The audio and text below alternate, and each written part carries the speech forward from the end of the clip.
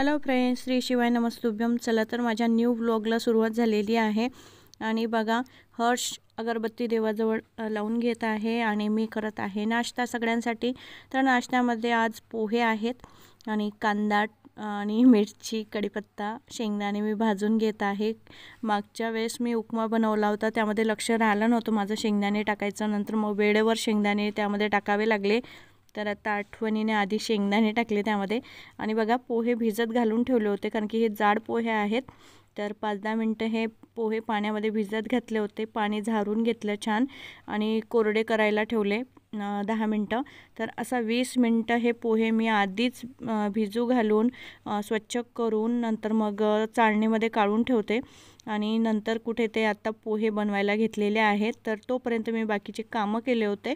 आणि बघा, एक वाफ आली आणि पोहे दगडी पोहे आहेत हे, तर इतके छान होतात. मला पातळ पोहे बनवायला आवडत पण नाही आणि मला बनवता येत नाही. तर हे जाड पोहे मला छान बनवता येतात. मी जाडच पोहे बनवत असते. आणि बघा, सांबार टाकून घेतला त्यामध्ये आणि पोहे तयार झालेले आहे. आज मला भाजीमध्ये कढी गोळे बनवायचे आहे. तर ही भाजी बनवायला खूप वेळ लागतो, म्हणून आज नाश्ता करूनच सगळ्यांना बाहेर पाठवलं, जसं की मुलाला ट्यूशनला आणि यांना दुकानामध्ये. नंतर मग मी आत्ता स्वयंपाक सगळा करणार आहे. तोपर्यंत नाश्ता करूनच म्हटलं तुम्ही निघून जा आणि मी नंतर स्वयंपाक करते.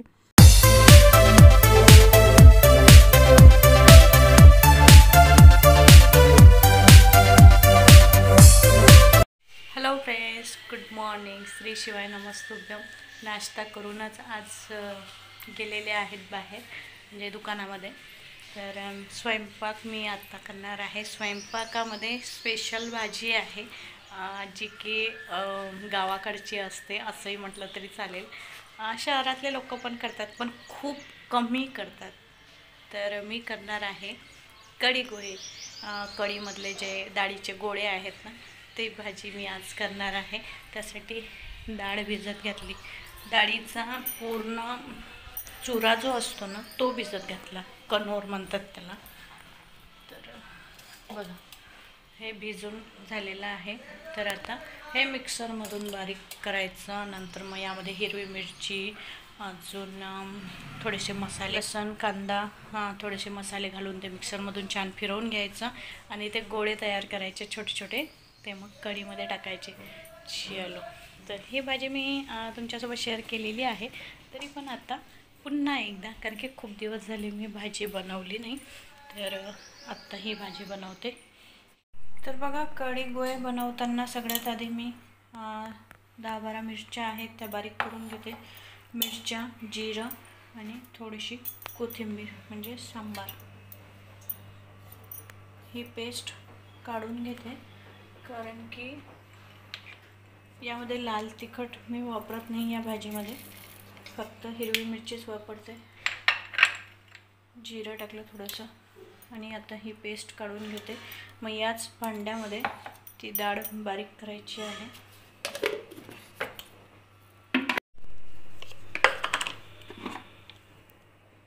वा, तर बघा, हे सगळं बारीक झालं. हे काढून ठेवते आणि थोडासा मसाला यामध्येच राहू देते आणि हे डाळ त्यामध्येच बारीक करते. तर बघा, थोडासा यामध्ये मसाला ठेवला आणि इकडे काढून ठेवलं. यामध्ये थोडंसं मीठ, कारण की मसाल्यामध्ये सगळंच असायला पाहिजे या गोळ्यामध्ये. थोडंसं मीठ, हळद पण घालू शकतो, तर हळद मी नंतर घालते.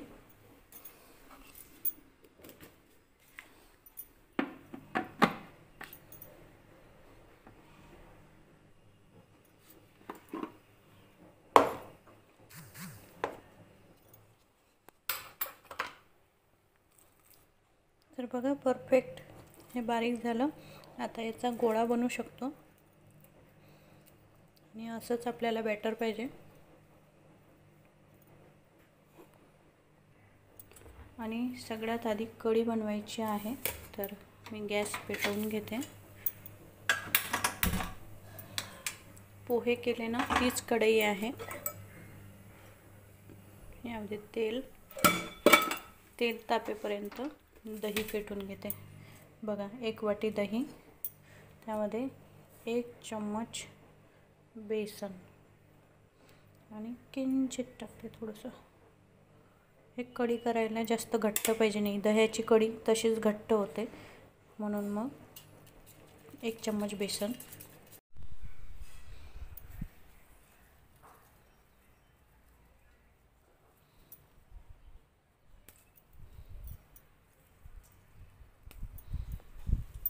छान झालं आता हे झाड. आणि कढीपत्ता बघा किती छान आहे.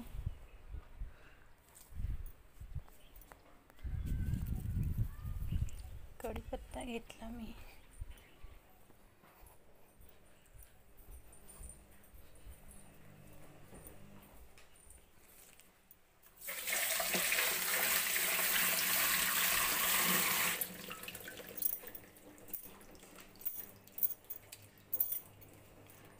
दही पण फेटून झालं, तेल तापलं.